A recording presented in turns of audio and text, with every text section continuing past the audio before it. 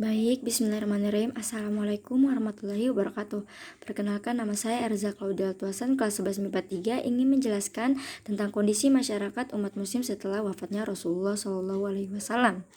Nah, Rasulullah SAW ini sebagai Rasul juga sebagai pemimpin umat. Nah, banyak yang setelah wafatnya Rasulullah SAW ini banyak yang berpikir, bagaimana ini, apakah kita nanti keluar agama Islam atau bagaimana? Akhirnya muncullah Abu Bakar As-Siddiq yang berpidato, sesungguhnya wahai manusia, sesungguhnya jika kamu memuja Rasulullah SAW, beliau telah meninggal. Namun jika kamu memuja Allah Subhanahu Wa Taala, sesungguhnya Allah Subhanahu Wa Taala tidak pernah mati dan akan selalu hidup.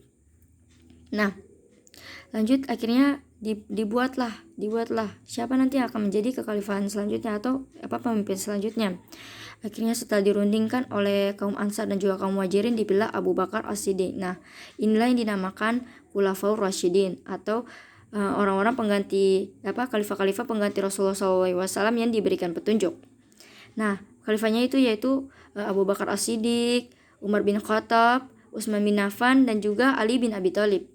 Nah, pada masa Abu Bakar As-Siddiq ini banyak sekali pemberontakan nih, terutama pemberontakan nabi palsu atau yang tidak ingin membayar zakat dan juga yang ingin murtad. Namun khalifah-khalifah ini nih mereka bisa menangani dengan baik dan menjalankan atau meluaskan agama Islam dengan baik. Nah, lanjut sehingga sampai di pada periode akhirnya Utsman bin Affan ini meninggallah, kan Utsman bin Affan ini dibunuh. Terjadilah di situ pertentangan, kayak kita harus kaum Muawiyah ini bilang harus mencari siapa pembunuhnya nih dan memberikan hukuman. Namun Ali bin Abi Thalib ini juga mencari, namun tidak mendapatkan hasilnya. Nah, akhirnya setelah berunding lagi, jadikanlah Ali bin Abi Thalib ini pemimpin selanjutnya. Namun Muawiyah ini, Bani Umayyah ini, mereka tidak setuju di Baiat. Akhirnya terjadi perang Siffin dan perang Jamal. Nah, perang Jamal ini perang antara kelompok Ali bin Abi Thalib dengan kelompok Ali bin Abi Thalib ini dengan kelompoknya istrinya Rasulullah yaitu Aisyah, dan juga perang Siffin ini yaitu perang antara Bani Umayyah dan juga Ali bin Abi Thalib.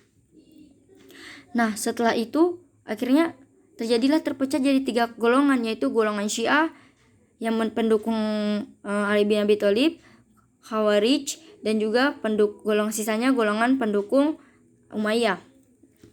Akhirnya kita lanjut ke kondisi setelah Khulafaur Rasyidin ini runtuh, masuklah ke Bani Umayyah atau akidah Islam yang pada masa Bani Umayyah ini.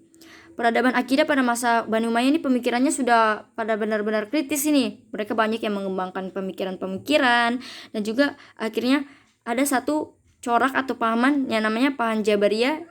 Paham Jabariyah ini yaitu dari Jaham bin Abi Sufyan.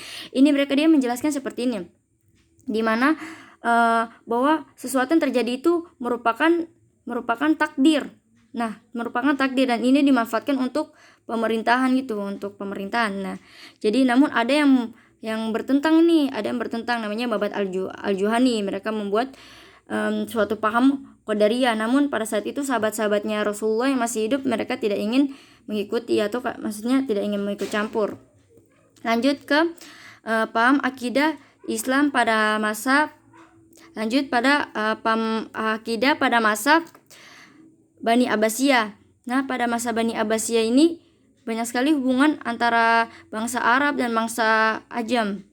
Nah, pada bangsa ini mereka mencapai kayak suatu mengembangkan pemikiran-pemikirannya mereka gitu. Pemikiran apa? Seperti akhirnya muncullah namanya ilmu kalam. Nah, ilmu kalam contohnya dari ciptaan kitab-kitabnya Abu Hanifah, yaitu Al-Alim wa Al-Muta'alim. Nah, setelah itu muncullah pada masa Al-Ma'mum ini, Al-Mustahim, Al-Watsi kalau nggak salah itu, dia muncullah paham namanya Mu'tazilah, di mana nanti paham itu, namun Al-Ma'mum saat itu dia menggunakan paham itu dengan tangan besi. Maksudnya itu sehingga banyak yang masyarakat yang tidak simpati dengan paham tersebut. Akhirnya muncullah orang yang cerdas, yaitu Hasan Al-Asy'ari. Hasan Al-Asy'ari ini dia membuat suatu pemikiran di tengah, ya ini yang dinamakan, mereka menggunakan pemikiran dengan bantuan argumentasi dari dalil nakli dan dalil akli dari Al-Quran dan hadis.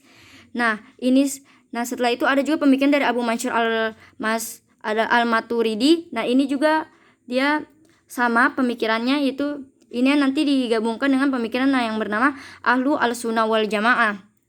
Nah, setelah ada beberapa juga sebenarnya yang membantah, namun ada juga kebanyakan pada masa ini sampai sekarang menggunakan ilmu tersebut ini, aliran ini, yang dimana kita menggunakan sekarang kita menggunakan ilmu nakli dan juga ilmu akli sebagai kayak suatu argumen untuk terjadi apa-apa. Contohnya sebagai sekarang tuh kayak macam ada penjahat atau ada pembunuhan. Nah, kita menggunakan Al-Quran dan hadis sebagai tiangnya, dasarnya. Nah, di sini pada masa ini juga pada intinya kita banyak belajar manfaat yang kita pelajari saat ini. Nah, manfaatnya apa saja yang kita pelajari, yaitu pertama, kita mempelajari bahwa banyak sekali kita bisa toleransi terhadap aliran-aliran masing-masing aliran ilmu kalamnya.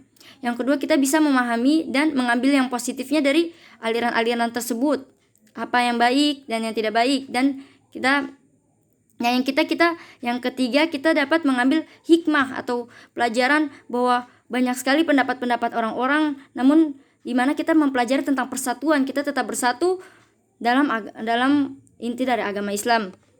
Jadi mungkin sekian, mohon maaf atas kekurangannya. Wabillahi taufiq wal hidayah. Wassalamualaikum warahmatullahi wabarakatuh.